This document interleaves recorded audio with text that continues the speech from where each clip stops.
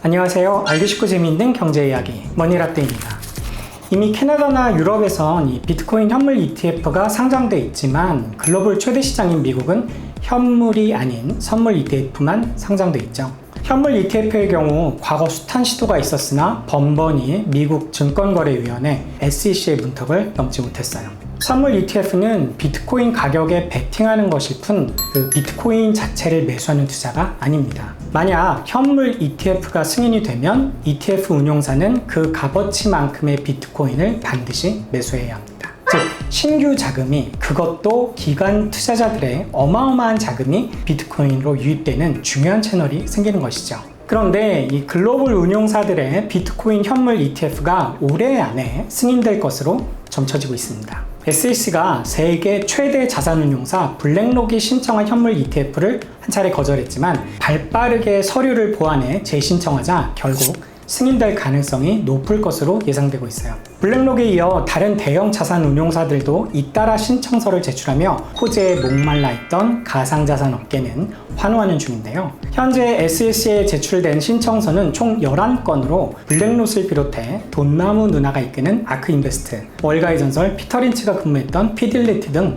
초대형 자산운용사들이 줄줄이 대기 중입니다. 초대형 메이저 투자사들이 디지털 자산에 대해 장기적으로 긍정적인 전망을 갖고 있지 않다면 이런 행보를 보일 수 없어요. 다시 말해 그들의 준비가 이젠 끝났다고 볼 수 있는 것이죠. 결국 이제 언제 승인이 되느냐 시기의 문제이지 상장이 되느냐 안 되느냐의 문제는 아닌 것인데요. 이번에 현물 ETF가 승인이 된다면 가상자산의 대중화는 물론 암호화폐 시장이 주류 자산 시장으로 인정받는 것이기에 필연적으로 엄청난 가격 상승이 동반될 수밖에 없습니다. 이런 이유로 미국에서 비트코인 현물 ETF 승인은 정말 중요한데요. SEC의 승인 가능성 그리고 가상자산 시장에 어떤 변화를 가져올지 함께 살펴보시죠.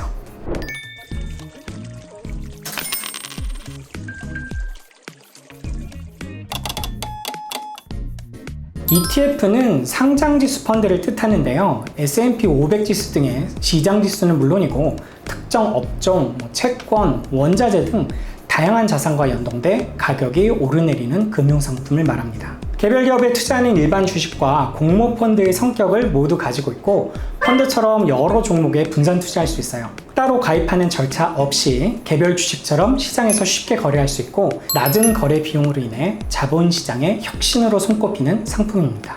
사실 비트코인 현물 ETF는 캐나다에서 세계 최초로 상장됐는데 약 28,000개 하나로 1조 원 정도의 비트코인을 보유하고 있어요. 이번 블랙록의 신청이 승인되면 전 세계 금융의 중심지 미국에 상장된다는 점에서 가상자산 시장에 새 바람을 불러일으킬 것이란 기대감이 굉장히 큽니다. 단적으로 블랙록이 비트코인 현물 ETF를 신청한 6월 15일 이후 비트코인 가격은 저점 대비 20% 이상 상승했어요. 그렇다면 비트코인 현물 ETF는 어떤 상품이길래 이토록 주목을 받고 있는 걸까요? 한마디로 ETF는 투자자의 매매 편의성을 극대화한 상품으로 투자자 입장에선 ETF가 작동하는 구조를 상세히 알 필요까지는 없습니다. 알아두셔야 할 것은 비트코인 현물 ETF가 승인이 되면 현물 비트코인을 수탁할 수 있는 시스템이 도입되어야 하기 때문에 가상자산 수탁업이 활성화된다는 점입니다. 또한 ETF 유동성을 공급하는 과정에서 기관 투자자의 비트코인에 대한 추가적인 수요도 창출되는데 그 금액이 막대합니다. 비트코인 현물 ETF는 운용사가 직접 비트코인을 보유하는 구조예요. 이 상품이 최종 승인되면 개인 투자자가 ETF 매입 형태로 일반 주식 계좌에서 비트코인을 보유할 수 있게 되고 기관 투자자들 역시 비트코인에 쉽게 투자할 수 있습니다.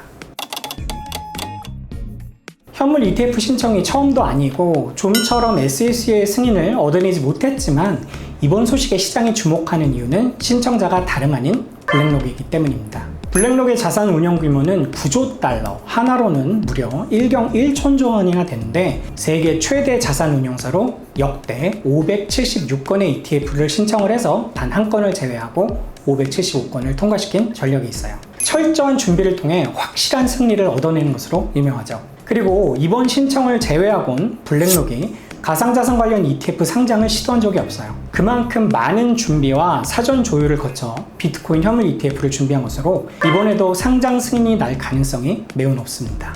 블랙록과 같은 자산운용사는요, 이 큰 유동성이 발생했을 때도 막힘없이 유동성을 공급할 수 있는 비트코인 현물 물량을 사전에 확보해야 하기 때문에 대량의 비트코인을 미리 매입할 수밖에 없습니다. 이로 인한 가격 상승은 쉽게 예측이 가능한 부분인데요. 일례로 캐나다에서 출시돼 토론토 증권거래소에서 거래 중인 퍼포스 ETF와 3IQ 코인쉐어스 비트코인 ETF는 출시 후 운용자금이 꾸준히 증가하고 있습니다. 이를 참조해 볼 때 비트코인 현물 ETF가 미국에 출시될 경우 최소 200억 달러의 자금이 1년 안에 유입될 것으로 예측되고 있어요.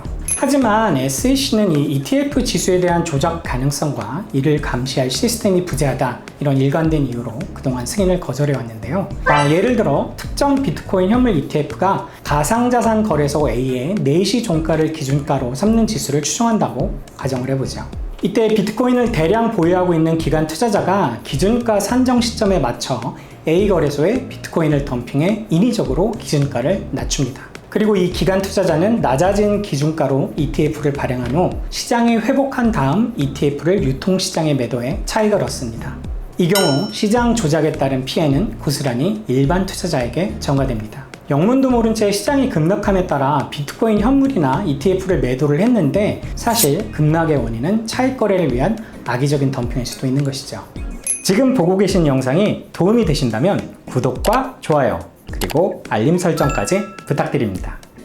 하지만 블랙록은 SEC가 더 이상 이 같은 핑계로 승인 요청을 거부할 수 없게끔 다른 금융사들이 신청한 상품과 다르게 새로운 조항을 추가했습니다. 바로 미국 최대 가상자산 거래소인 코인베이스와의 감시 공유 계약을 포함한 것인데요. 감시 공유 계약이란 시장의 거래 및 청산 활동과 고객 식별에 대한 정보를 공유하는 것을 말합니다. 해당 계약에 포함이 되면 시장 조작 가능성이 현저하게 줄어들기 때문에 규제 측면에서 좋은 점수를 받을 수 있어요.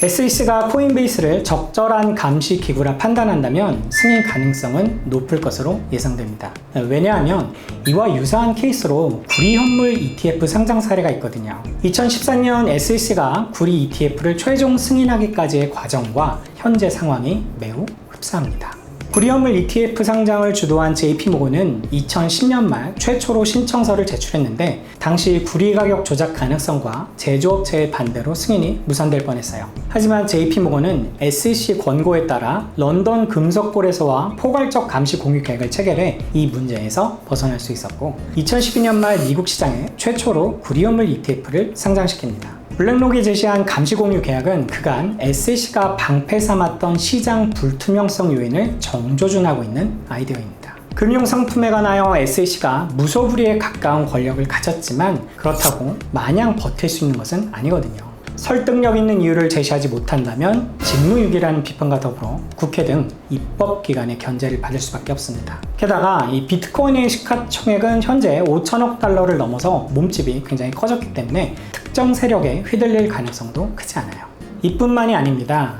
블랙록의 CEO 레리 핑크는 민주당의 큰손 후원자로 유명하죠. 민주당 인사로 분류되는 게리 갠슬러 SEC 의장이 이를 거절하기는 어려울 것이란 분석입니다. 그리고 의장이긴 하나 갠슬러가 무소불위의 막강한 권력을 휘두르는 것은 아닙니다. 실제로 블룸버그와의 인터뷰에서 갠슬러는 SEC에 본인 외에 다른 4명의 위원이 있다는 것을 강조한 바 있는데요. 이는 갠슬러 위원장이 5명의 위원 중 1명일 뿐 갠슬러의 의견이 SEC를 대변하는 게 아니라는 것으로 해석할 수 있어요. 이런 연유 때문에 SEC가 올해 안으로 승인 결정을 내릴 것이라는 예측이 힘을 얻고 있습니다. 블룸버그 인텔리전스는 블랙록과 민주당의 압력으로 인해 게리 갠슬러 SEC 의장이 정치적으로 불가능해질 수 있다, 이런 말을 하며 내년까지 시간을 끌 수는 없을 것이라 내다봤습니다.